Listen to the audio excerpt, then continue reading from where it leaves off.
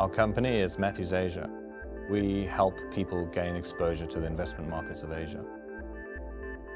We're based here in San Francisco, the Embarcadero Center, right on the edge of San Francisco Bay. Apparently we have stunning views, although I never get much of a chance to enjoy them. Our entire investment team sits on the same floor, in the same office, but all of the investment products that we have are focused in Asia. Frontier markets are countries where the economic system, where the political system is relatively undeveloped. Just think about China, say 10 years ago.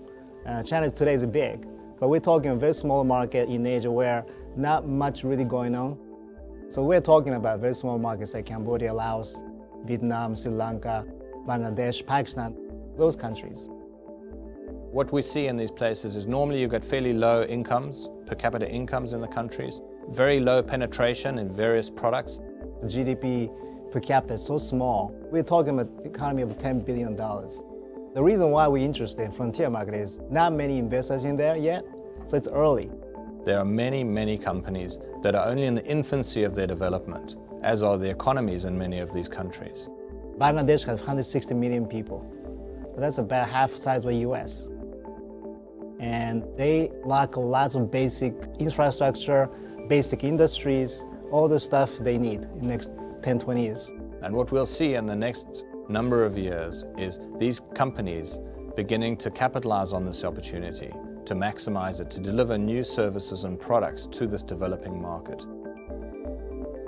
The sector I'm interested in frontier markets is the general consumer sector. It could be retail sectors, or it could be some food and beverage type of companies. Consumer loans maybe, it could be financing for cars, but it could be a financial sector as well. People need some mortgage, and they don't go to the bank. They go to some small banks where they get maybe $10,000 to get some going. And that'll be an opportunity for our investors to participate in the growth of these small economies over time. Emerging Asia is attractive for investors because there's a huge growth potential that can be realized in the long term. Firstly, you have improving education levels, you have a large pool of human resources, you've got improving infrastructure and investment in infrastructure which helps to drive the economy.